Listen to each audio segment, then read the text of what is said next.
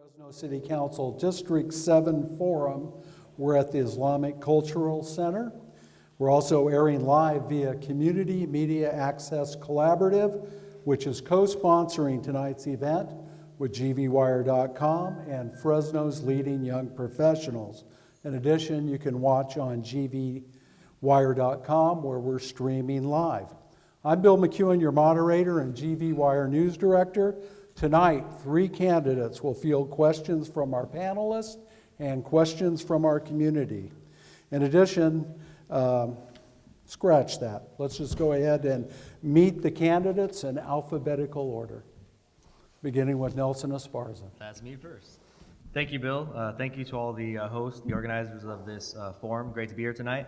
My name is Nelson Esparza, running for Fresno City Council in District Number 7, and I'm running to build the future of our city together with the residents of District 7. My day job is I teach economics at Fresno City College, and I currently serve Central Fresno and South Fresno on the Fresno County Board of Education. Thank you. Good evening. My name is Beva Islas, and I'm running to make history. When I'm elected, I will be the first woman to represent District 7. I was born in the district, my children were born in the district, and I've been working in the district for over a decade. As the director and founder of Cultiva la Salud, I've raised over $10 million in grant funds in service to Fresno. My hope is to represent this district because I believe this district has not been receiving its fair share of investments and development by the city. I believe in community, I'm dedicated to progress, and I believe in servant leadership, and I'm ready to serve the district. Thank you. Brian Whalen. Good afternoon, good evening, everyone, and thank you for having us and for everyone getting together here. My name is Brian Whelan, and I've lived in District 7 going on 10 years. I grew up in Fresno, attended high school in the district. I practice law. I represent people with a variety of issues. I help a lot of people with employee rights. My goal and drive to be a council person for District 7 is to lift up the neighborhoods and the neighbors in District 7. I've been the victim of crime in my house and had a lot of issues with neighbors having similar problems. And so I'm trying to bring people together to lift up communities and help with public safety. Thank you. And now it's time to meet our panelists, and we'll begin with Sevag Tatiosian. Hello, everyone. I'm Sevag Tatiosian, raised here in Fresno. I've got a program called Central Valley Ledger. That program's been on television and radio since 2006, covering local matters. My name is Christina Garavidian. I'm a local attorney, and then I'm a board member on Fresno's Leading Young Professionals. And while we're not a political organization, we encourage our members to get involved in their community and in politics. My name is David Taub, reporter with GV Wire on GVWire.com. And democracy thrives when free press is able to ask questions of its leaders. And our timekeeper tonight is Tori D'Ambrosia from Fresno's Leading Young Professionals. And we do have a few rules tonight. We want it to be flexible, fun, and very enlightening. But I encourage all the candidates to follow the rules so that everybody has an opportunity to say where they stand on the issues. We also want to cover as much ground as we can over these 90 minutes. If someone dances around to questions, filibusters, either I will intervene or I'm sure our panelists will intervene and ask you to answer the question directly. If a candidate raises a point about one of the other candidates, there will be time for rebuttal. We want a good, clean fight or discussion. And we'll also have 2 sessions where we open up and make it a debate about certain topics. And we want you to think of it as a preview to how the winning candidate might interact with his or her colleagues on the Fresno City Council. Now I'm going to get the ball rolling with questions, specific questions for each candidate. And I have to say that all of these questions were submitted from the public. We call them icebreakers. They might make you sweat a little bit because I could see the thinking going on behind the question. And we'll start with Nelson on first. And the question is this: you serve now on the Fresno County Education Board.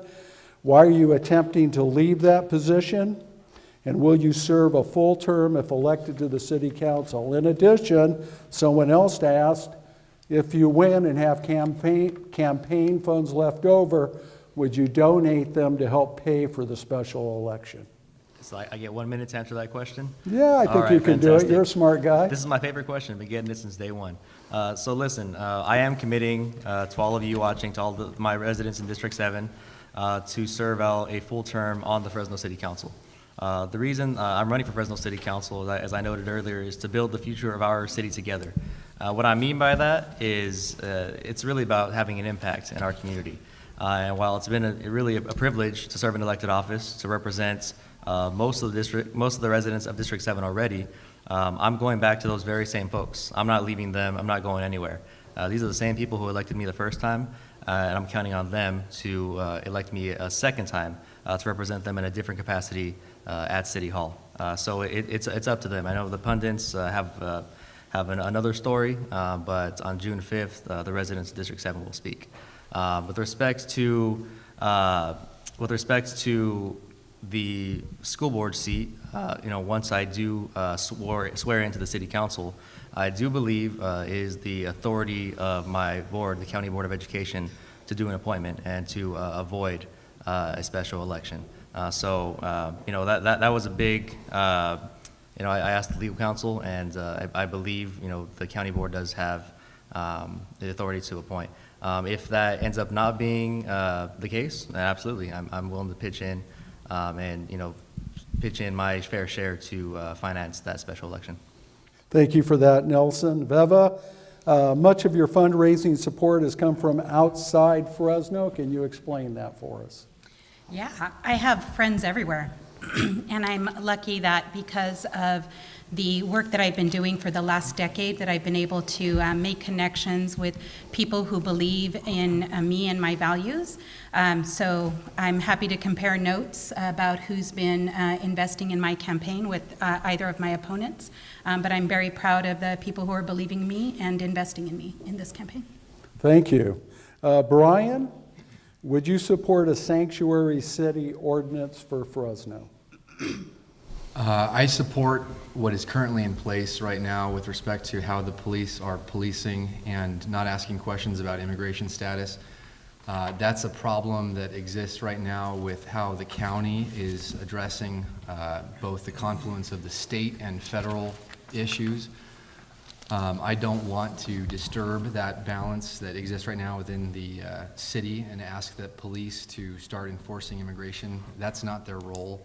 That's the role of ICE. And one of the things that I think is very important is that irrespective of your citizenship or your document status, that you don't have any fear about reprisal or retaliation or deportation if you're going to report any activity or crime in your area. I know that there are a number of people that live in our community, specifically in District 7, that are undocumented. In fact, I've met quite a few of them, and quite a few have actually expressed interest in helping and have actually helped on the campaign. But there are a number of people that are telling me that they're concerned about talking to the police because they don't want the police to come out and somehow enforce the immigration rules and do them basically a disservice because they're reporting to be a good steward of the community, and in turn they get deported. So I would not change that policy. I support the people in my district. I want to make sure that people don't have fear to report crime, and I want to make sure that people do in fact engage. And one of the things that I've been doing right now. So let's wrap it up right Yes. there. You've made it very clear. Let's turn to our panelists now, and we'll begin with Savog. So District 7 has a lot of canal space. What are your plans when it comes to that space? And how would you get buy-in from the various partners? Because the canals run throughout District 7, and that's a lot of space there. And Veva takes that first. Sure. I think that the canal space is a double-edged sword. Right now, District 7 receives some of the highest rates of illegal dumping in our city. And I do believe it's because of some of the frontage roads and the canal areas where people are dumping. So we definitely need to make sure that we're keeping it clean.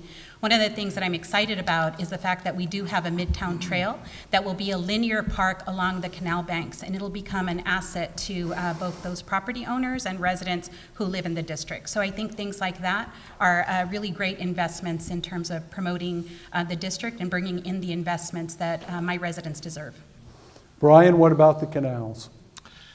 Well, I think that the canals present somewhat of an attractive nuisance. I know that I live next to the canals, and I heard a lot of neighbors complain about how they're basically a dumping ground that has been a little bit off the beaten path, where people will drive up and dump a lot of stuff, and then kids will play next to the canal. One of the things that I think is very important for the neighbors in District 7 is to realize that we need to make more investments in our park system, in our community, and I am trying to explore ways with neighbors to be a little more proactive with addressing some of the problems that we have on the canals. I have kind of looked into the Midtown Trail and exploring that as an option to basically address some of the problems that the attractive nuisance phenomenon creates with the canals. Thank you. Nelson? Absolutely. So I'm the third person to answer this question, and I can't say I have much more of a creative response. I have to agree with both of the other candidates. I do actually live just south, directly south of one of the canals, south of Cedar and McKinley. So this is something that I live, right? I think more than any of the other two candidates. I do see the dumping. I experienced it. I don't personally feel super comfortable taking my family, for a stroll along the way. I do see others take advantage of it, and so like one of the other candidates referenced a double-edged sword. And in terms of the dumping that does take place, whether it's by a canal or by the railroad off of Floridora or wherever it might be in the district, the city's got to do a better job of that public investment, cleaning up our, the streets or wherever that dumping is occurring. Thank you. And Christina Garabedian will ask the next question. She's from Fresno's Leading Young Professionals, and Brian will have the first answer on this one. If elected to represent District 7, how will you continue working to better Blackstone as a main road through town? Well, one of the things that I have been doing throughout this campaign is meeting with neighbors and getting their input about different solutions to different problems, because I think that at different places on Blackstone you have different events and problems that are going on. You look at, for instance, what's happening next to Dakota and Blackstone, and I've talked to the people at the Jiffy Lube there, and they're talking about how there's lots of crime and activities that are going on immediately in the vicinity. And so I think that it requires kind of getting the stakeholders involved, those that are the lifeblood of Blackstone, the business owners that are there, and getting more input from them in addressing some of these endemic problems that spill into their businesses, and also partnering with some of the existing businesses that are in other areas that are looking to develop. For instance, Granville has property right there on Blackstone and Clinton, and I know that there's some efforts that are being made to develop on Blackstone and kind of beautify the corridor. Thank you. Nelson? Absolutely. So I have sort of three parts to my answer. So I have been in touch and met actively with the organizers of the Better Blackstone Initiative. They're organizing folks in the neighborhoods that surround the main corridor, right? And so in part, like many of the policies I will implement, it will be through the input of the folks living directly there. I think there's an issue with some of the activity and some of the blights that has taken place on Blackstone that makes it maybe not so favorable or a less favorable spot to do business. With regards to the prostitution and the human trafficking, these are issues. This is an issue that we need to partner with, our DA's office, the state attorney general, and so on, and other jurisdictions to be able to structurally address that issue in particular. With respect to tackling blight, I'm going to get to that, and I'm sure there will be an opportunity for me to talk about tackling blight on Blackstone and all the main corridors. Thank you. Veva, what about Blackstone Avenue? Yeah. Making it more appealing and more commercial activity. You know, I like looking at the positive, and there's been so much already happening on Blackstone, from the development that's happening at Manchester Center to the bus rapid transit, and I think that's definitely the course we need to stay on. I believe that, you know, one of the groups that was referenced, Fresno Metro Ministry, has been a longtime partner with me. They've been a subcontractor. So I want to make sure that we are helping to position organizations with that dedication to serve community in continuing to do just that. One of my assets is that I have brought over $10 million of grant funds to Fresno, and I want to continue to do that to help support the type of revitalization that we're seeing already. That's my stance. I would like to continue down the trajectory that we're already going. And Brian, you want to say anything on the human trafficking side, which was raised by Nelson or Veva? So are the rules, if it's directed at the other No, candidate, I they get to just respond? give an opportunity that it was raised. If you wish to address it, you'll have a chance to. Sure. I don't think there's anyone that's in support of human trafficking. I attended recently, there was an event that was held last week that was hosted by Lisa Smitkamp, the DA, and also Chief Jerry Dyer, raising funds to raise awareness and also to combat human trafficking. And they have some pretty amazing and moving stories that develop, and a lot of that, unfortunately, a lot of the activity is kind of right through our area, and so it is absolutely something that has to be addressed, both in partnership with the police and also with the DA.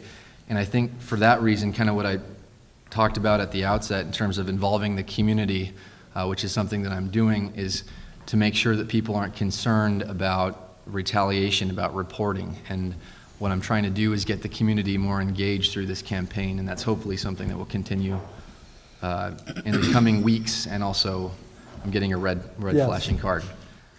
Bella, with that, anything to add? opposed. Sure. You know, I would say that if we're really concerned about solving the issue of human trafficking, that we have to make sure that women have access to equal pay, where they can afford to live a healthy, decent life and support their families. Many of the issues that are impacting, in particular, low-income women of color are that there are many barriers to their academic achievement and success. There are very limited employment opportunities, and so the choices become very limited. You know, I don't blame someone for wanting to survive and doing whatever they can to survive. I do think that we solve it by investing early and keeping women in school and allowing educational opportunities.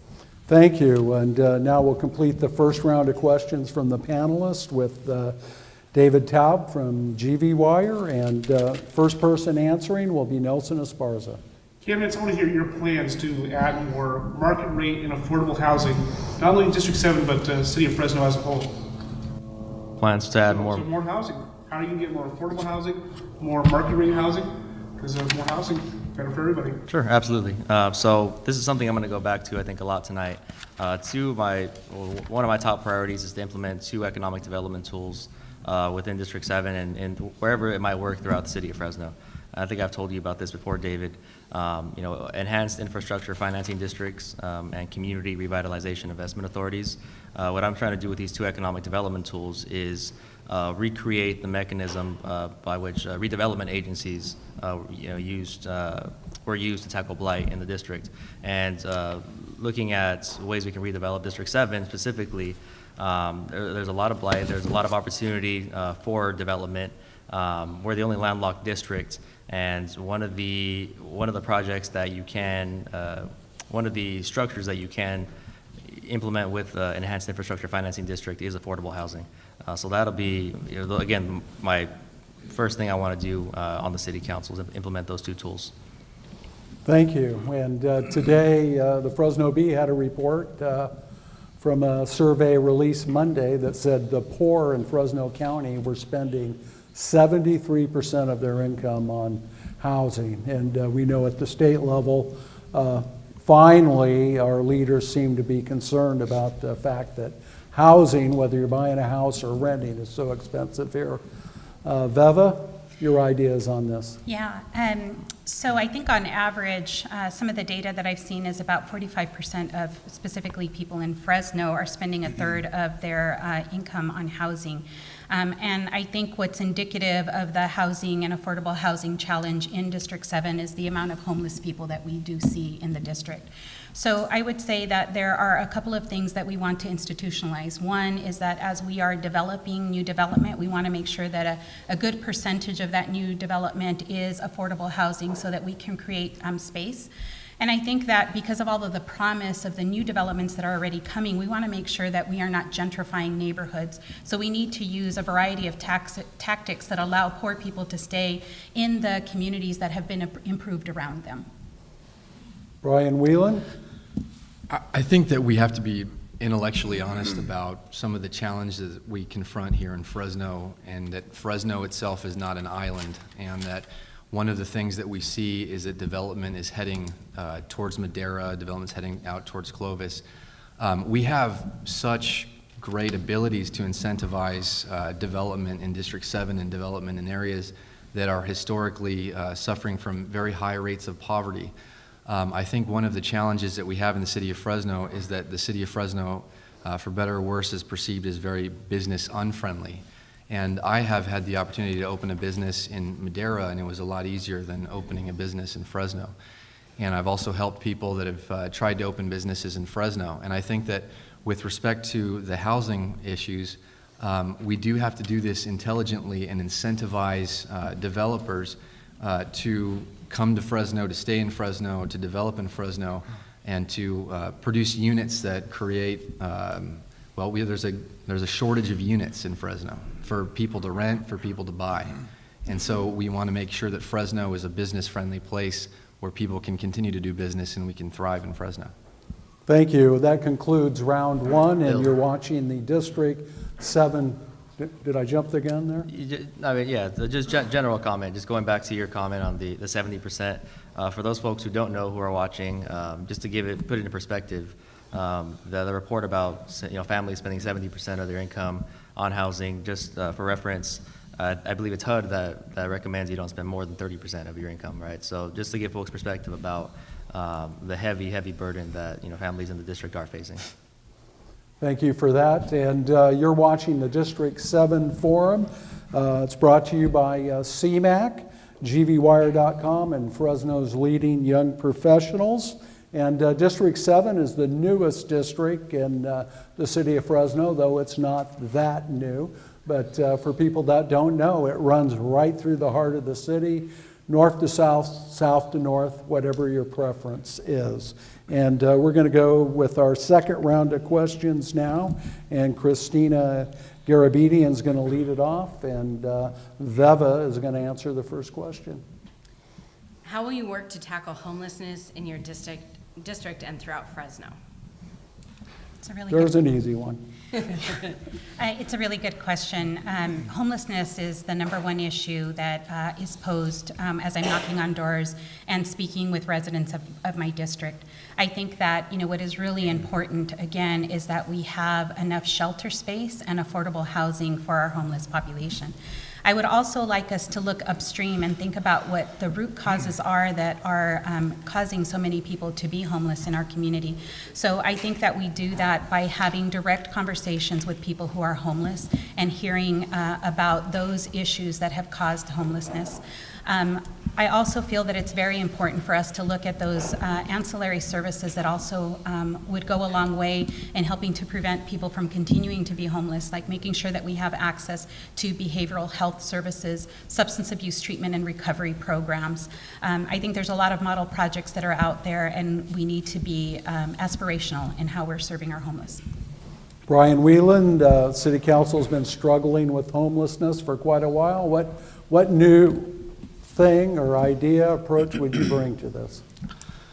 Well, I don't know that it's necessarily new, but I think that what has been talked about recently significantly by some of the council members who seem to have maybe evolved in their perception on solving the problem has to do with what has been developed with the San Diego projects, with these pop-up programs, pop-up housing in the, I don't know if that's a message for me or, to locate some of them next to the Poverello House. But I think that what we have to also consider in this, the dichotomy or the duality of issues is that we have the county that's involved with mental health. And so one of the things that we need to do a better job with the city is collaborate with the county to make sure that mental health services are available, because there are a tremendous amount of people that are homeless that are suffering from mental health issues. And educating and supplying them with services goes a very long way. And then we have also people that are down on their luck too. And so there are various causes of homelessness. There's maybe a 10-hour discussion we could have on the subject, but supporting some of the programs that exist with Poverello House and Rescue Mission and the vision we have with this new direction with the San Diego pop-up housing is kind of a short-term solution. Thank With that, you. And so Nelson, you'll get 90 seconds on this, and Veva, you'll have a chance to add in something else if you'd like to. Well, how generous, thank you. So I believe that the chronic homelessness issue in District 7, and as well as throughout the entire city, really is a function of a lack of affordable housing. It's a function of poverty. It's a function of a failing mental health system. Some of these things which are not in the city purview, which means, like the other candidates alluded to, that, again, we need to partner with the respective agencies as council members, not be afraid to pick up the phone, call our county supervisor, call our state representatives, and work on delivering resources to address these issues. What the city can do, what the city purview is we have control over the land use, zoning, planning, and therefore I believe that it is the mandate of the city to control the spatial composition where the homeless population resides. I was not a fan of the most recent encampment ordinance that bans encampments, and that's because, months into this policy, all it seems to have done is scatter around the homeless population from one part of the city to a different part of the city. And so we need to work on creating a space for, creating a space for these folks because they are people. They're not going anywhere. They're not trash bags that you pick up in a truck and take somewhere. They are part of our city, and we need to create that space for them, or spaces throughout the city. Thank you. Veva? Sure, just to add that, when I met with Officer Burke Farah, who is leading the homeless task force, one of the challenges that he mentioned to me is the fact that so many people cannot actually use vouchers in order to access shelter and housing. So I think, again, what we are seeing with the growing number of homelessness in the city is really a consequence of failed policies. The camping ban is a great example of a failed policy that did nothing to ameliorate homelessness in our community. Thank you. And that completes that round of questioning. David Taub, now you're up, and Brian Whelan, you will be first to answer. All right, Mayor Lee Brand, in the 2016 election, only got 41% of the votes here in District 7. So candidates, I want to hear your evaluation of the mayor in his first year plus in office, and what policies of his do you agree with, and what policies do you not agree with, Mayor? Can I object? That's a compound question. The answer is no. You're allowed a compound answer. There are policies I agree with the mayor. I think also you have to talk about the race and the number of people that voted for him in District 7. So when you consider a gubernatorial cycle versus a presidential cycle, you have a different dynamic with those that show up to vote. More people historically show up to vote in the presidential cycle.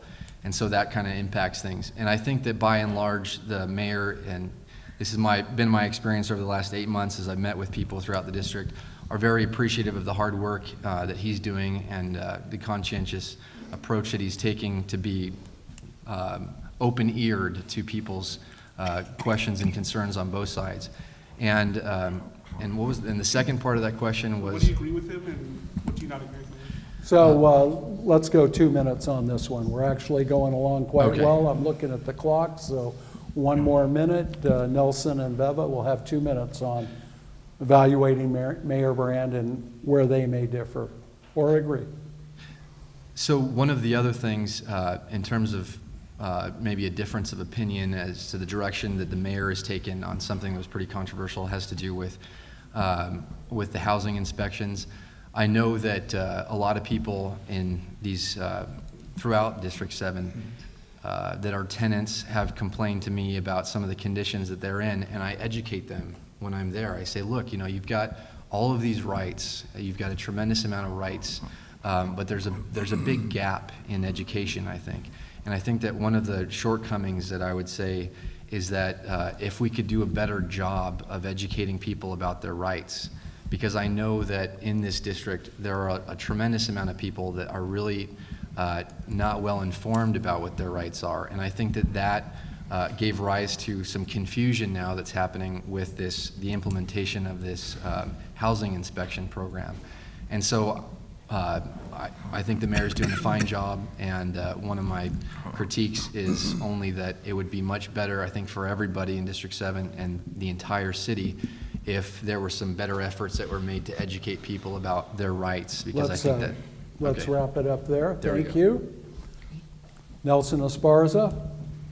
Sure. So when the mayor first took office, there was a couple things I was impressed with. The first was the rental housing inspection ordinance.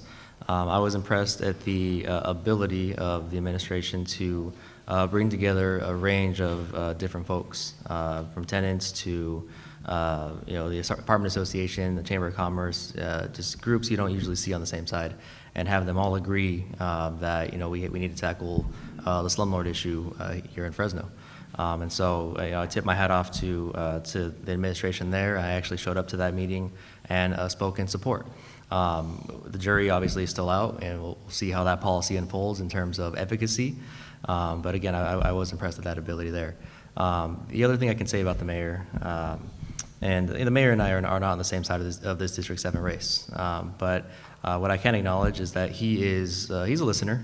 Because I think when he walked out of the Fresno Bee's office, and the Fresno Bee just kind of asked him about sanctuary cities, and it gave I guess he had word vomit for an answer.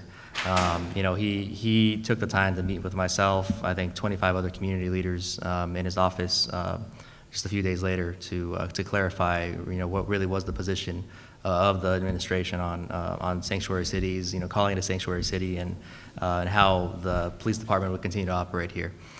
So I can say that he's a listener. What was the other part of the question here? I'm going on about it. To evaluate just his keep going, keep performance, going. compare and contrast your own positions. Sure. Well, I'm not here to attack the mayor. Again, we're on different sides of this race. When I win the race, either in June or in November, I definitely look forward to working with him. So that's my message. There you go. Wrap it up right there. Veva? Yeah, I think that when you understand the demographics of District 7, you can certainly understand why he only received 41% of the vote.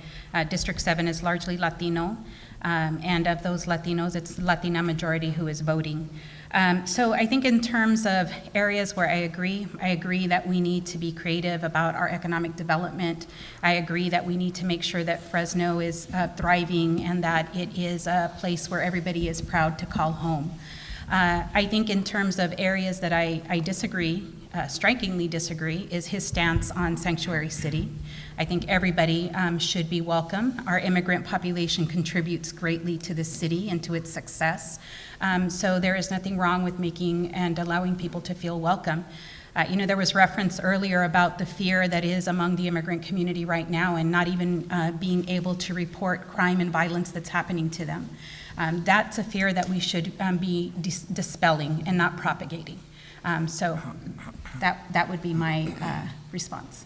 Thank you very much for that. And Savog gets the last question of this round, and Nelson will answer first, and we're rolling along really well. I don't know what question he's going to ask, but we'll extend it to 90 seconds for the answer. So. Thank you, Bill. And actually, Mr. Esparza brought this up a little earlier, the railroad track on Floridora. I have a specific question on that. Property owner buys a property that was long vacant, beautifies it, cleans it up, brings tenants in. Now the area is safer than before, but there's illegal dumping on the railroad track there. So a couple of times he paid out of his pocket to remove the trash from the railroads. Personally, okay? Finally, he had enough, so called the city blamed the railroad. Called the railroad said, that's not a priority for us. Witnessed the railroad operator stop, move the debris from the railroad track to the adjacent property. And when we brought this up to the railroad, again, not a high enough property. The easy answer is let the city go take care of it. But will you hold the railroad accountable, and what other ways can you think of to fix this illegal dumping problem? Because, mattresses and nasty couches don't make the area appealing and don't bring in investment. So let's be clear here. How would you hold the railroads accountable? I know that's pretty hard to do, but then ideas about illegal dumping and enforcement of it. Sure, absolutely. So I live, again, less than a quarter mile, right down from the railroad tracks on Floridora. So I see this, every day coming home, leaving to work. And that's a very specific situation that this that was submitted as far as the question. I would say that the buck stopped with me as the city councilman. I have not had experience, wrangling with the railroad. But I can tell you, again, when it comes to either partnering with the city, when it comes to partnering with Caltrans, when it comes to partnering with the railroads, we have to hold ourselves accountable as elected officials. You have to remember that you represent a community of 70,000 plus people, and they didn't elect you to pass the buck and blame the railroad or blame Caltrans when the freeway's dirty. So if we had to, and if I had to, My cheesy campaign slogan is building Fresno's future together. What I mean by that is that while I may be the face of the district, I'm counting on all the neighbors to be behind me and help me out. And if that means showing up to help me out on a Saturday morning, once every 4 weeks or once every 6 weeks to clean this stuff up ourselves, let's do it. Roll our sleeves up and knock it out. And that's really where my level of public service has. That's where my passion for public service comes from. Rolling your sleeves up, getting down and dirty, do your part, but also keep working from the top, the bottom down, impact policy. Thank you. Veva? Yeah, I'd have to say that I don't think it's the responsibility of residents to get down and dirty. I think that there is a mutually beneficial opportunity here. The railroad certainly doesn't want trash on their tracks. There could be some danger to that. Residents who live in that area don't want trash bringing down their property values, creating, depressing their property values and depressing themselves. So I think that, part of our task as council members is definitely to be leaders and to engage in those conversations with industry about how this is mutually beneficial and how we should be working in partnership to make sure that those railroad tracks stay clean. So I do think that there is opportunity in strength-based approaches to find out, what it is that we can contribute, what it is that the railroad can contribute in order to help keep them safe and clean. Thank you. And Brian, last word on this, at least for tonight. Thank you. I have maybe a difference of opinion on two of the things that both the other candidates mentioned, not to the residents to get down and dirty, and then the buck stops with me. I think that the community really needs to be responsible in a more significant way, and I've witnessed that in different parts of the district where people take it upon themselves to help with looking out for their neighbors, help with looking out for illegal dumping, help with cleaning up, help with reporting things. I think it really is about the community having to step up to the plate and getting a little more engaged. There are a lot of people that I meet with that are a little bit apathetic, I would say, kind of disengaged. Part of my mission is to lift up neighborhoods by the human capital that exists in these neighborhoods, the people. And so if the people aren't reporting dumping or aren't helping with that process, then City Hall's not going to know about it. And with respect to the railroad, that's one of many examples. There's also people are passing the buck off on FID because the canal is there, or other landowners that have interests in the district, and there's illegal dumping that's going on. I do believe that government is there to help, but I don't think government is the only solution to this problem. I think that people have to get a little more involved, and that's something that I'm trying to do now, and it is taking off. Okay, so now we come to something we tried with the District 3 debate, and that's where we throw a topic out to the candidates, and hopefully I won't have to police you, but I will jump in if I have to. We want to hear you just discuss, and you know, it's one of the big ones, and that's being talked about in Fresno, and it just starts basically like this. A parks tax, a public safety tax are being talked about for the November ballot. Do you support one, both, none, and why? And maybe, hey, what do we need? How do we get these things addressed, and have at it? So just jump into Yeah. it. So I know that right now our parks are suffering. There's no question about it. I think that the latest number was something like 100 million in deferred maintenance. 45 million is, you know, sprinklers that need to be replaced. And it's an issue. It's a significant issue. But I've also seen some of the polling that's been done about both of these taxes that are being proposed, the public safety tax and also the parks tax. And it's not without a lot of reflection and thought about this, because some of these people in the district, specifically those that reside in the 93701 zip code, that's the highest concentration of poverty in the country. And so imposing on people a tax where it impacts them in a much more significant way than other places in the district it's not an easy ask. But I realize that with respect to public safety, there's a real and pressing need to address public safety issues, because we have not yet returned to where we were prior to the recession with respect to the police and fire staffing numbers. And so after a lot of reflection and thought, I would support a public safety tax so long as there is a sunset provision on that, and that's where the funds go, and then work towards addressing issues with the parks. I know that parks play a very significant role in reducing crime. In fact, the Romaine Park, when they cleaned that up and citizens got more involved in that, the crime was reduced in the area around it. And as a board member at Storyland and Playland, I know what the community is capable of doing, because I was involved in leading a community effort to get those parks back open. Beva? Yeah. Yeah, you guys aren't really in Yeah. the spirit. I didn't have to So do anything with the Romaine Park threes. was cleaned up by Building Healthy Communities, who has been a longtime partner of Cultiva la Salud. And I am in favor of Fresno Parks, because I think that it not only will bring in the resources needed to better maintain and to improve and expand our park space in District 7, but it'll add to it arts, and it'll add to it youth employment opportunities through the Park Ranger program. So these are all assets that would be incredibly beautiful. And I think that, my heart and head is big enough to understand that we need parks and that we need police. And, Brian mentioned that police haven't been restored to their pre-funding recession levels. Well, neither has parks.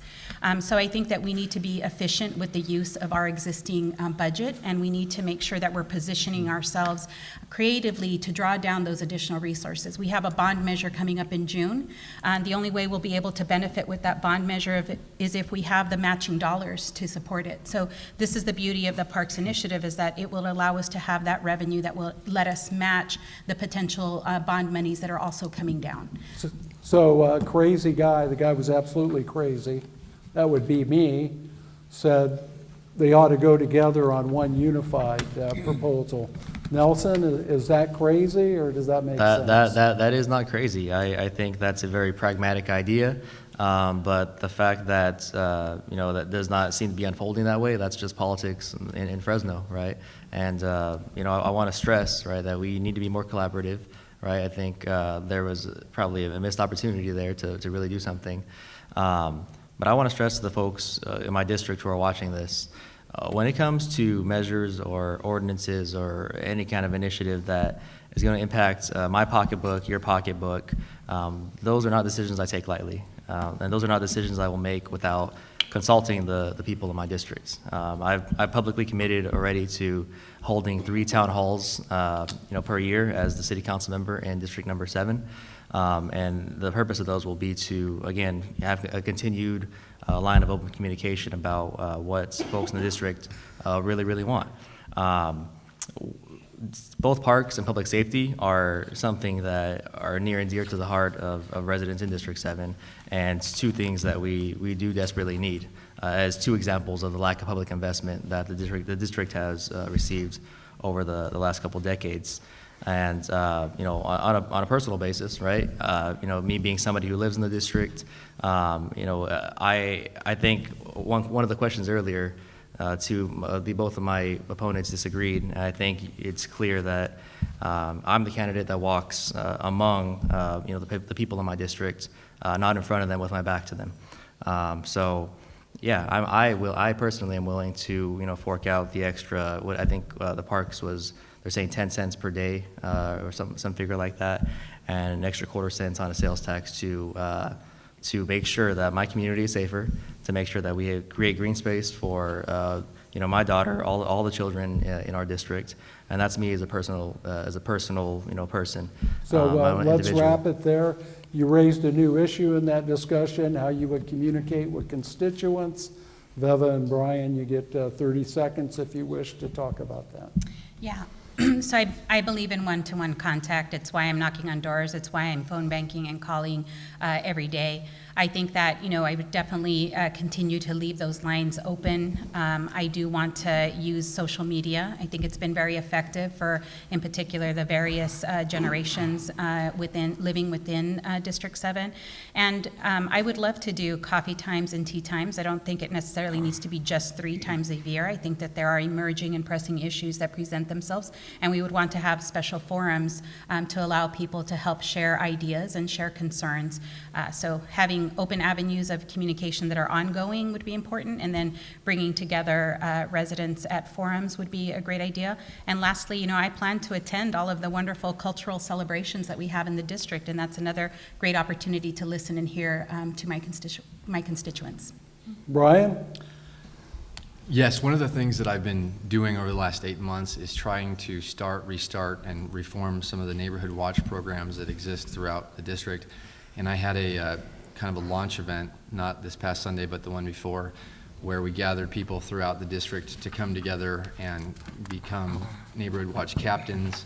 And out of that, what I'm going to do is almost establish kind of like neighborhood councils where people come together instead of just via Twitter or email or what have you, have FaceTime with one another and be involved in creating groups that restore kind of a sense of community on a street-by-street basis, with the idea that the community can be more united. And through that process of establishing those groups and reestablishing neighborhood watch programs, I hope to be in a position to more adeptly serve those that I'm hoping to represent. Thank you. And Bill, may I take a stab at that 30-second piece? I guess I opened the door. Well, but I I mean, didn't you get to- opened the door and we gave you extra time. You opened up communication. I didn't know that was going to be a question, but I just want to note that no candidate in this race has knocked on more doors in District 7 than I have, and no other candidate in this race puts their cell phone on every single piece of I know, but campaign literature how I is do. that verifiable? I think every candidate will tell me they've worn out 9 pairs of shoes. Their knuckles are bleeding every night. So we're going to end that there. We know all of you are working hard. You don't enter and do all this if you aren't serious about it.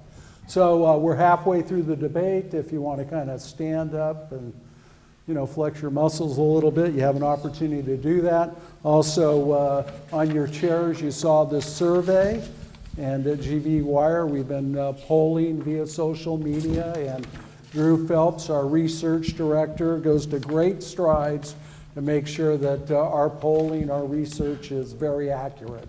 It's what he was trained to do, it's what he went to college to do, and so we encourage you to fill this out so that we can present to the public priorities for District 7. And please mark whether you live in the district or you don't. That's very important.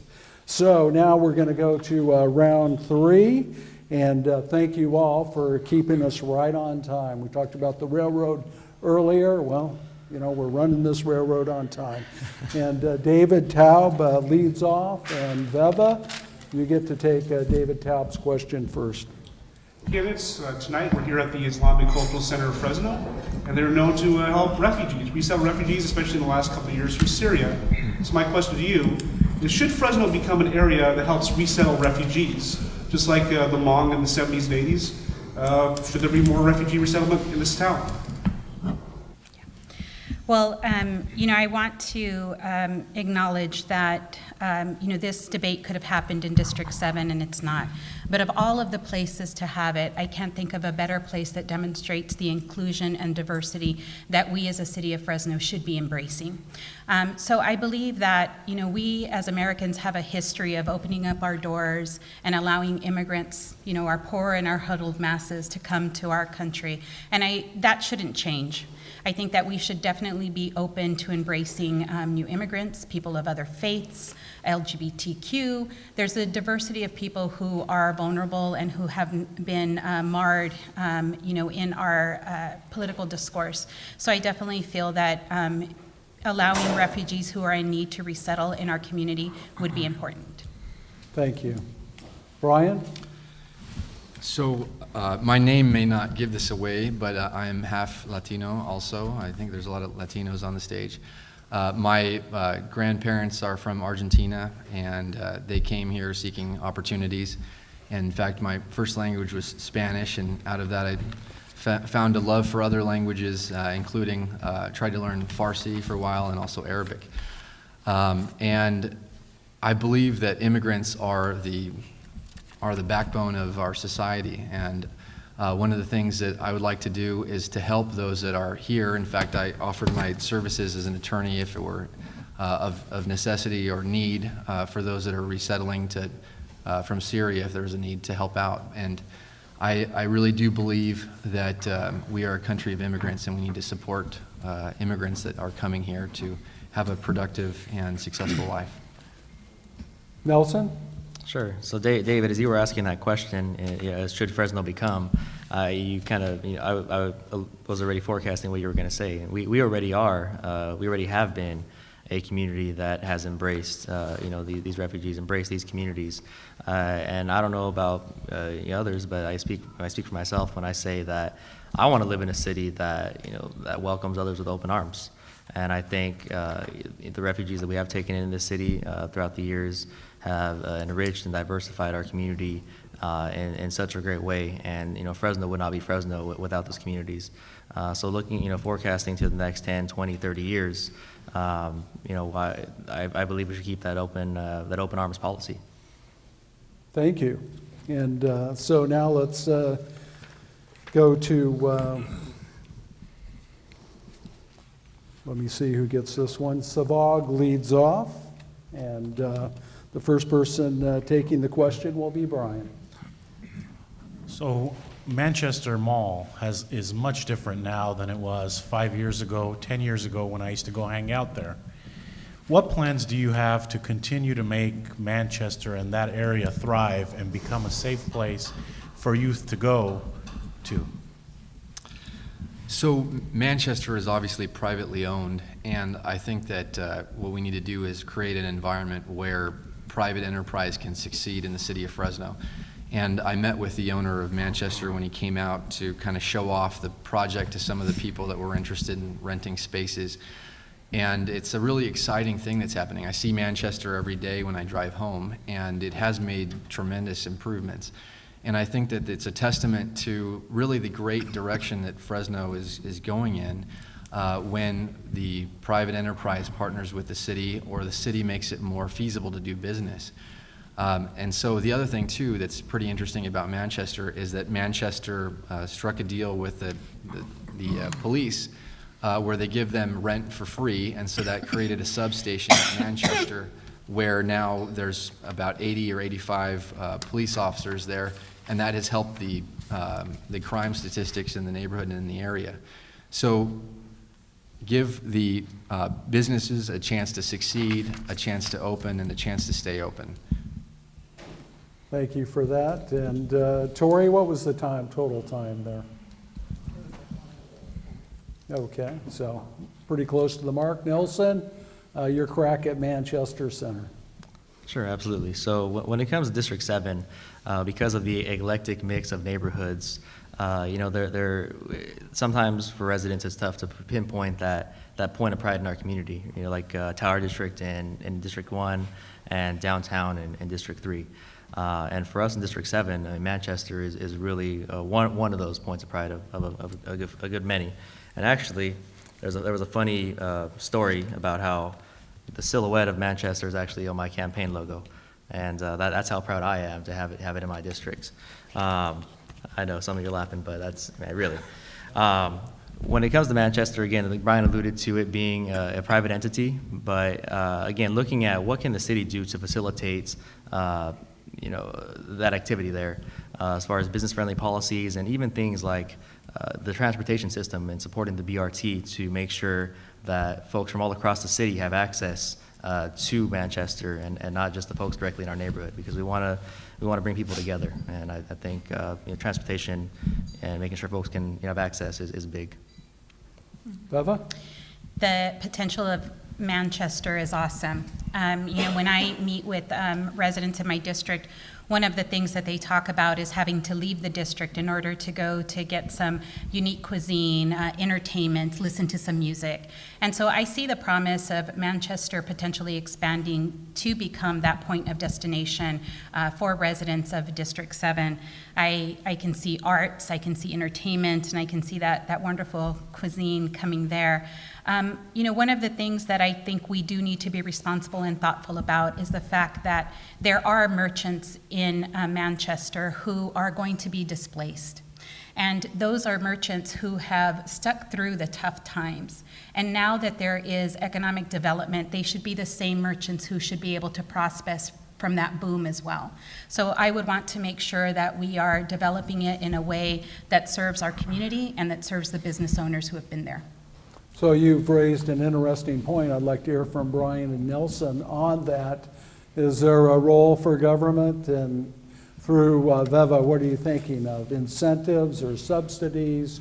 What do you envision to stop merchants from being forced out there? If you could briefly give us the idea, and then let's have Brian and Nelson react to that and maybe present their own proposals. Well, I think, one of the comments that was made recently by our mayor was the flavor of Fulton changing as a result of the investments that are there. And I think that, that flavor shouldn't be gone, that you should be able to still hear and feel and savor that flavor of the variety of diverse merchants that are there. So I think we do that by, helping them with their costs, their overhead, some type of tax incentive for staying and being an established merchant in the area. I think whatever we can do to support and incentivize them to continue to stay and maybe mitigate some of the overhead and costs for them would be important. Brian? I would disagree with that as a solution there. Manchester is a private enterprise, unlike the Fulton Mall, where we had a street that was reopened.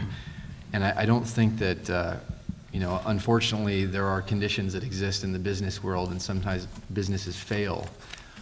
If those conditions that come about and the businesses fail is the product of the city having done something wrong, then there's the concept of inverse condemnation. So people can get their just compensation for whatever's at taking.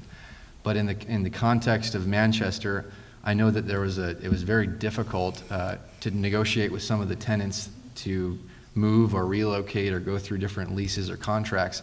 But I really think that one of the things that's sacred in our Constitution is the right to contract. And I don't want to see the city or the government start to interfere in those private contracts, because I think it does everybody a tremendous disservice. So we'll cut it there. Nelson gets his opportunity if he wishes. Yeah, sure, absolutely. So, again, while Manchester is a private entity, I will be a council member who believes that nothing is zero-sum. And I think there's an opportunity there could be an opportunity if you work, structured it correctly to provide incentives. And to be clear on business incentives, my position on that is you know, as long as the city is handing out, you know, business incentives, I support them for small businesses. I mean, the city has put forward some outrageous proposals to give away tons of tax revenue to these huge corporations, and I don't understand why why we don't help out our small businesses that already exist here in the city. So this is turning kind of into our free-for-all format, and we can adjust on the fly. Yeah. Veva, you wanted to say something Yeah, else? you know, a couple of things. You know, my focus is on District 7 and the business owners who have been, you know, the backbone of the economy there. I think that's where our priority needs to be. You know, I've heard Brian reference a couple of different times while we've been debating about the Constitution, and I want to remind people that it was the Constitution that didn't allow women to vote, and it was the Constitution that only recognized some people to be 3/4 of human beings. Unjust laws are not laws that we should be forced to follow. And I think that we need to create the type of community that, again, honors our residents and our merchants. Brian? I think it's, we have a difference of opinion on that subject, to That's put it- why we're having this to put forum. it diplomatically, but, you know, I think that there is a process for laws to be created, and we follow in this country the rule of law, and when the laws need to be changed, there's a process. It's a legislative process.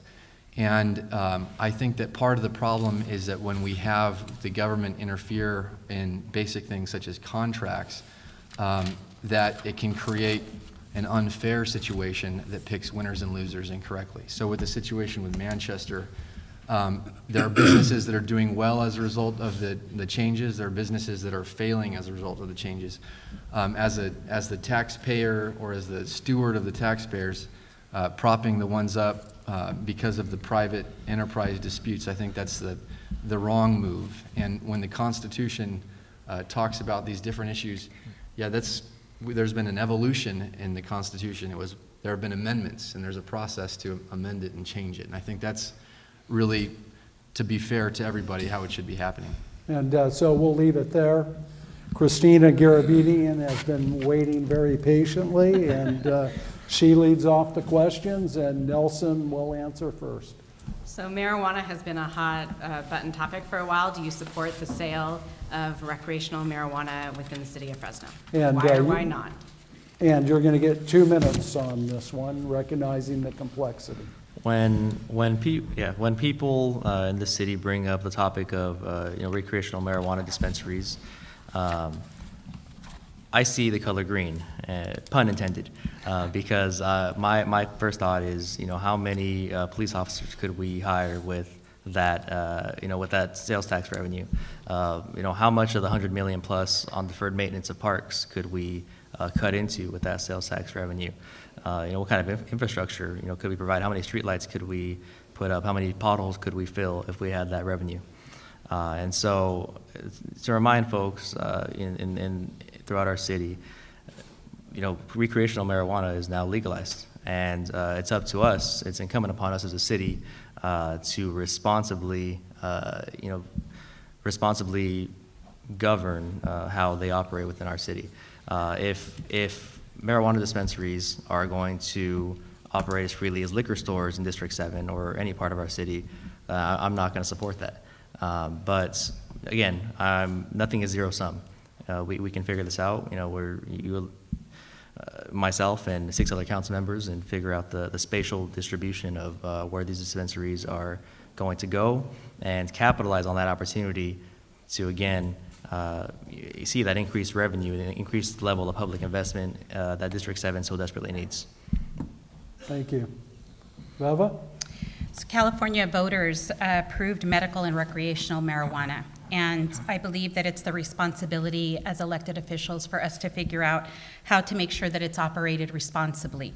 It's legal. It's already in our community, so we need to make sure that we regulate it and we implement it fairly. And that means that we do learn from our lessons in relation to oversaturation of liquor stores, just like the oversaturation of payday lenders.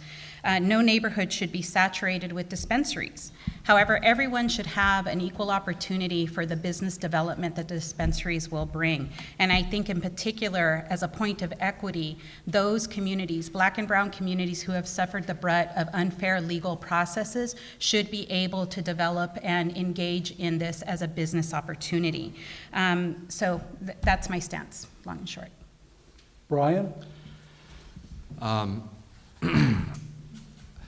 know that there's two arguments in terms of the medicinal and the recreational. I think that we need to create rules that help those get the medicines that are necessary for them to address their conditions. But in terms of the recreation, I have a difference of opinion. My view on that is one that's informed by basically my background, and in terms of having taken a couple of oaths. In fact, when we all signed up to be candidates here, we all took oaths to uphold the Constitution. And my concern is that federally it's against the law, okay? And so investing in these enterprises presents a problem when it comes to whether or not that investment is going to result in divestment, or whether that the Attorney General of the United States is going to start targeting people that are getting too big.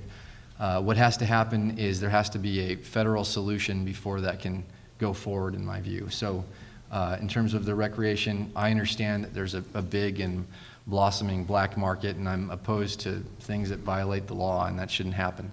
But in terms of the solution, I think that we have to fix the law before we can have that conversation. Okay, so we have about 4 or 5 minutes here, and what I wanted to throw out, and we'll have Veva lead it off, but really I want you to talk back and forth, and no speeches, have a real discussion here like you were over dinner. And that is simply this: what are your yardsticks for assessing the community health of District 7, and what are some of your ideas on how to get there? As a public health advocate, I think that there are a number of things that we look at in the district to think about whether we are creating a healthy community. District 7, as we know, is park poor. District 7 has higher concentrations of liquor stores and fast food restaurants. Those two things alone create sedate lifestyles, and they create unhealthy diets. So my interest as we're looking at building the infrastructure of District 7 is to make sure that we're creating the infrastructure improvements that allow people to ride their bike, enjoy a walk in the evening, have a park that their children can go to recreate. We want to make sure that we are creating just as easy access to the healthy foods that we are to the unhealthy. So that would be helping to support community gardens, bringing in farmers markets, allowing people a business venture, as we've been doing with Cultiva la Salud. We've created a micro business opportunity for low-income immigrant women to sell fruits and vegetables back into their neighborhoods. This is able to happen because we established the first certified community kitchen in Fresno on Belmont in partnership with Food Commons Fresno. So I think when we look at the health status of District 7, what we're going to find currently is that 1 out of every 3 children in the district is overweight or obese. We have a higher rate of diabetes.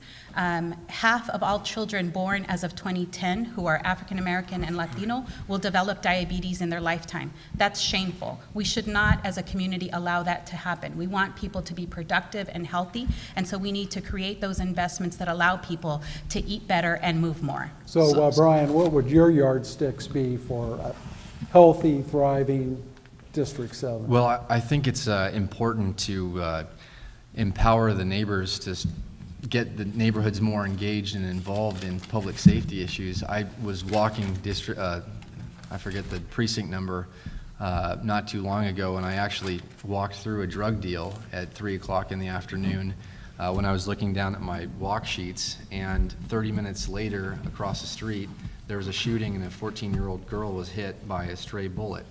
And so, I think that health is absolutely important, but I think that there are some extreme pressing needs to address drug houses, to address some of these attractive nuisances that exist in our community, in our backyards. I was even talking to another neighbor that was telling me that she was teaching a student, and the student left for a period of time because the student was with the mother that was involved in prostitution, and the mother wouldn't let the student go because she was concerned about there being an issue with being held basically for hostage for the money.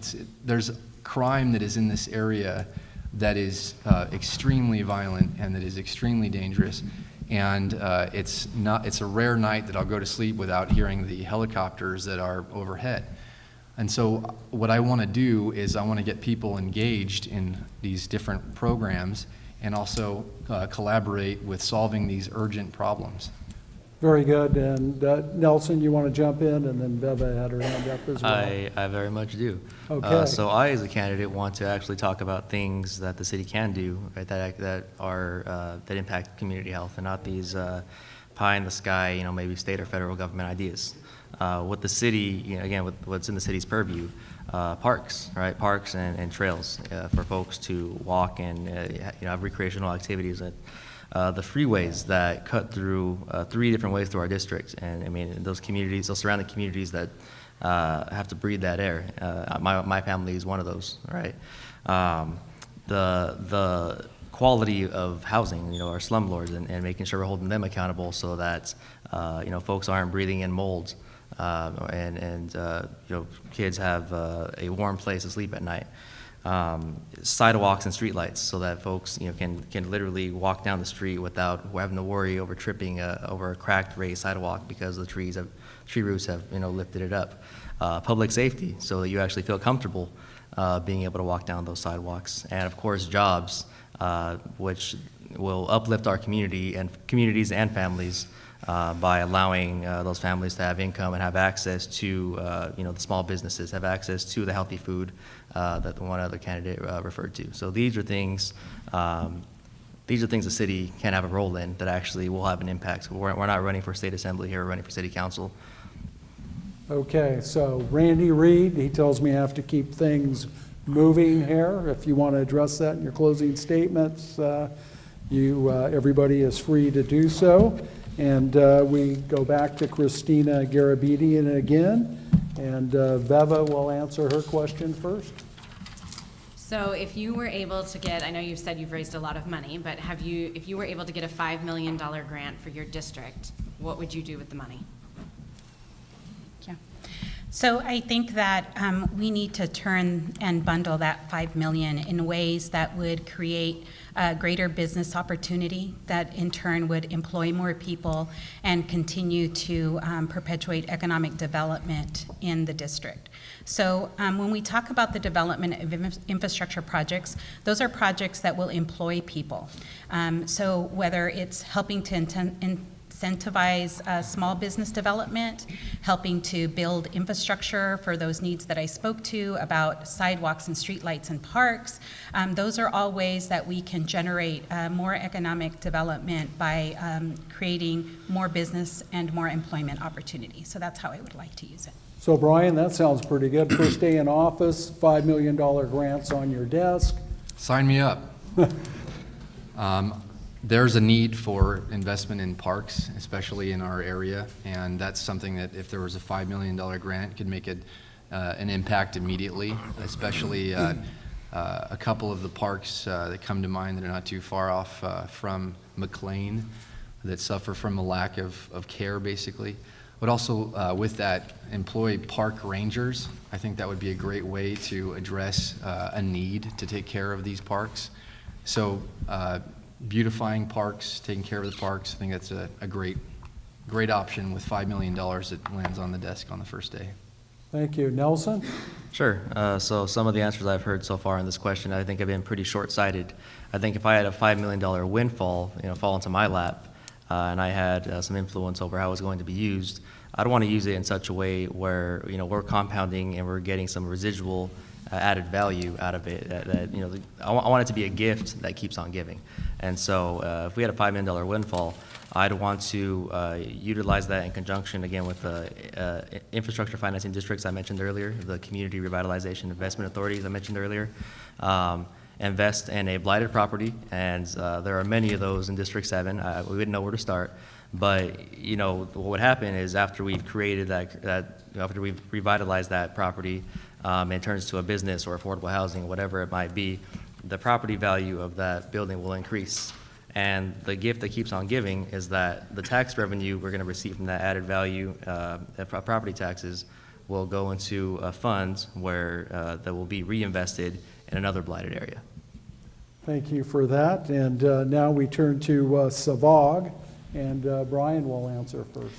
So my question is regarding inoperable vehicles. There's nothing like having a birthday party and guests coming over and they can't park in front of your house because someone has a car with flats sitting in front of it, or guests come over and you've got a car on blocks in a driveway not too far from you, and they wonder, where did I come? My question is, would you support code sweeps, and what creative ways can you think of to help educate people that broken down cars don't belong in streets or driveways for long periods of time? Brian, before you answer, Savog IW, the king of retail politics. Thanks for the question. Can I, sorry, Bill, but I have to respond. I want to say that it's not just with District 7. There's this issue all over the city of Fresno. Yes. So. Yeah. So one thing that happens in front of my house, or has from time to time, is actually people will steal cars and they'll park them in front of my house to see if there's LoJack, which is a GPS device, and if there is, then, you know, the police will come pick it up, and if there's not, then they'll come back and they'll go junk it or do what they're going to do. I think there's a bigger issue too there, is that sometimes the cars are getting stolen and they're being parked in different places throughout the district. And one of the issues that came up when we were starting this neighborhood watch program is that the chief asked, how many people here have had their car stolen? And over half of the people that were there responded that they or their spouse had their car stolen. So I think a lot of it has to do with theft of cars that is happening in the area, even though I know that the statistics on that car theft have gone down.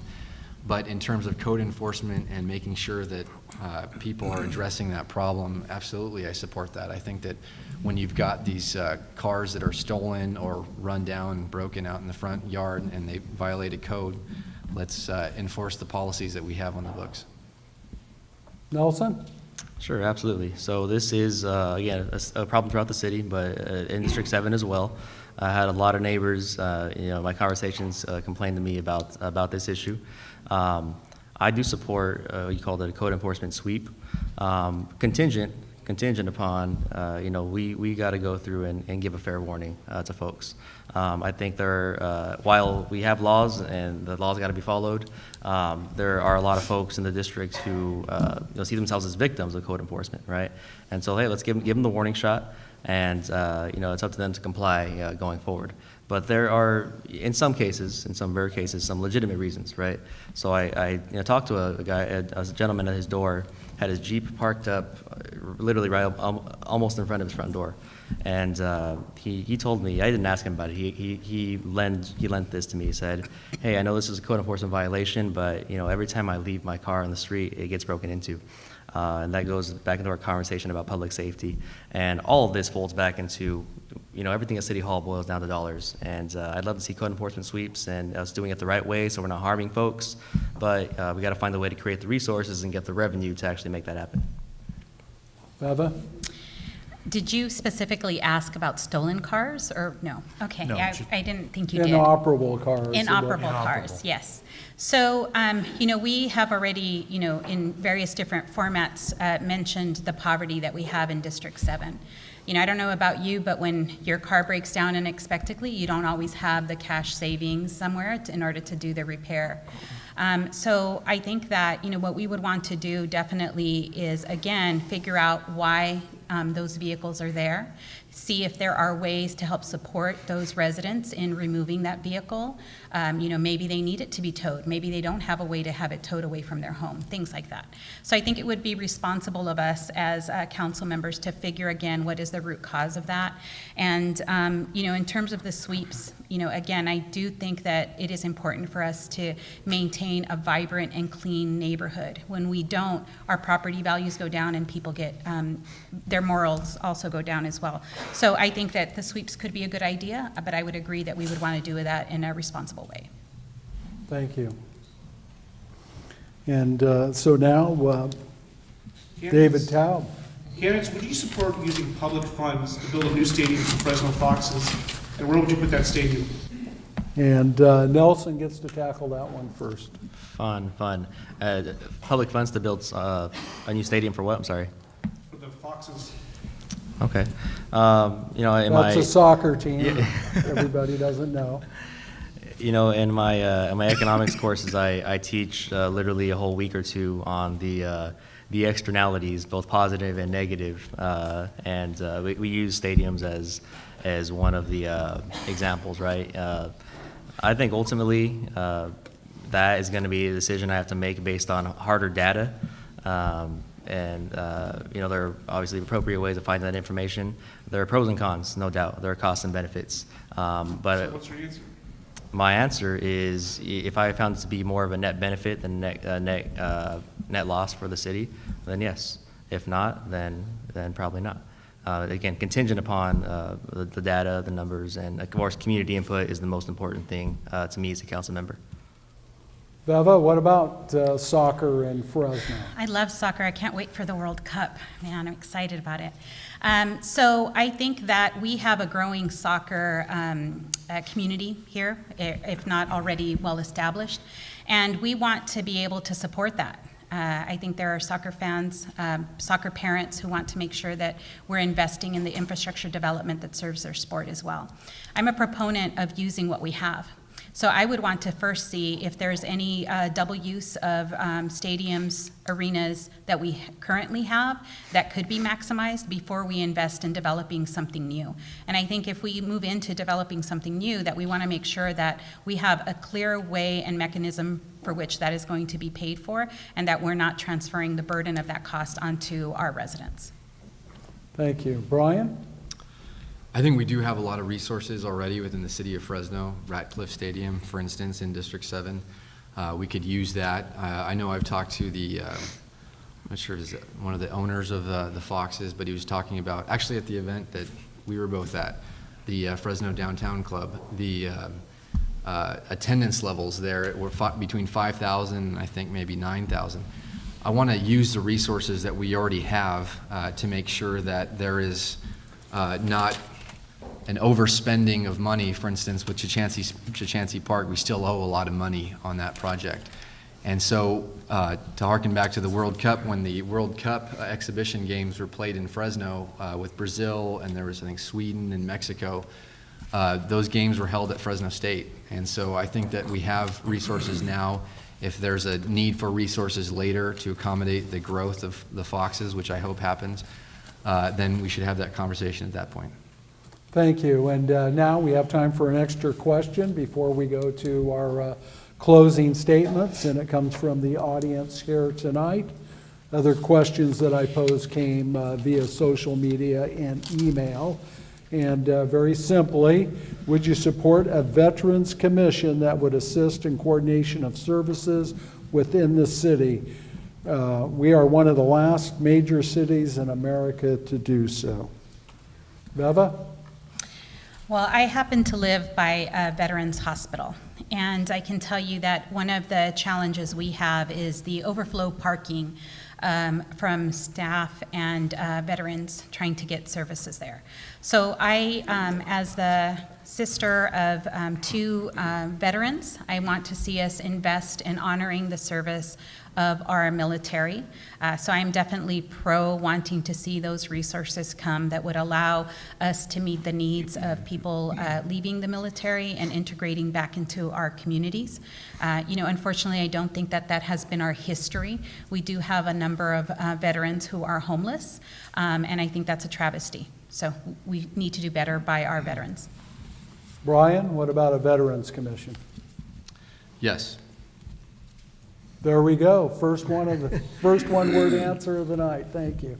Nelson? Sure. In short, my answer is absolutely. I'm a strong believer in the social capital of community, and I think you know, I believe, right, and giving back to those who have given, you know, so much to us, right, whether that be veterans in our city, right, if there's a role that the city can play in assisting those folks, then we should explore that. And that value of mine transcends all different levels, right? And I think even when it comes to, we're not on the subject of seniors, right? But even when it comes to senior citizens, I believe in, giving back to those who have given so much to Fresno, right? And we should have a public senior center. So that's just a general value of mine. Absolutely. Senior Center raised quickly. Either of the other two candidates want to talk about Senior Center? It's a resource that we desperately need, and we should definitely establish a senior center. Brian? I also agree with that, and I know that in Manchester, there is a center there. I think that there's a willingness and desire to have a devoted facility to that, and I know that I've had conversations with, I believe it's Ed Cashin, who was talking about doing just that in that area, and so I'd like to explore that further to see if there's an opportunity to, I think it was Dakota and Blackstone area. So yes, absolutely. Thank you. And so, audience, we have breaking news tonight. Regardless of who wins, the occupant of District 7 seat is going to advocate for a Veterans Commission for the city of Fresno and do their darndest to make sure that a senior center opens. So, we got news tonight. It's not just a regular forum. And so now, each of you, we said 45 or 1 minute for your closing statement. We actually, you have enough time for 90 seconds. And we'll start with Brian on that. Thank you all for coming and for listening to our various points of view. It's my extreme honor to get to know a lot of people throughout District 7, and it's my sincere hope that I am the servant for District 7. My goal, whether I win, lose, or draw this election, is to really lift up neighborhoods, and I'm doing that now. It is an urgent issue that needs to be addressed throughout District 7, which is getting the community more engaged in solving some of our issues, specifically public safety. And so if there is something that I've said that you're wanting to find out more about, or there's information that you want to learn about, please reach out to me through the website, wheelinforfresno.com, and find out more about the campaign. I really do believe that we as a community can come together and lift up neighborhoods in District 7. For that reason, the mayor and the chief of police, the fire union, the police union, and some of the other business leaders and community leaders in Fresno have come together to support this campaign because they believe that I would be a responsible steward of the people's resources and also for those that I hope to represent. So I thank you all very much for your time and attention, to all of the panelists, to Mr. McEwen, and to GV Wire for putting this on. Thank you very much. Nelson Esparza, make your case to the voters of District 7. Absolutely. To all those folks, excuse me, to all those folks who live in District 7, who are listening, those who I represent already in my current capacity, and those who I look forward to representing. I want you to know that I value, representative government as one of the, fundamental pillars of our democracy in this country, and that when you elect me to represent you at the City Council dais, your voice comes with me. Because I think most of you know that when I'm speaking to the constituents, not the audience, but most of you know that I've knocked on your doors several times over. You have free range access to me, and your input will be heard and considered. So, I ask for your support, and I look forward to continuing my representation of this community. Thank you. Beva? Well, I want to address a point that I didn't get to respond to, and that is that if you listened to Brian's responses about District 7, the crime, the violence, the break-in, the car theft, it's a very sad portrait. I assure you that District 7 is not that. We are a hardworking, honest people who deserve investments. And I think that language, it justifies the continued disinvestment in the district that's already been neglected for far too long. I'm running to represent... Before you go to your closing statement, I have to give Brian an opportunity to respond on that, if he wishes. Sure. I would just say I've lived in the district going on 10 years. Ms. Islas just moved into the district. And so there's an experience that I have that I come to bear on this process that is one of impact on a over a decade basis. And so I do believe very, very much that the people in this district are great people and have the great capacity to do great things. And so any disparaging comments to the contrary, I take exception, but I believe in uniting the community to lift up the district. Veva, you get the last word. Yes, I've lived in the district for quite some time throughout my life. I am not new to the district. I've been working in the district for over a decade. That's undeniable. You should vote for me, not just because I'm a woman. You should vote for me because I'm the best qualified person for this position.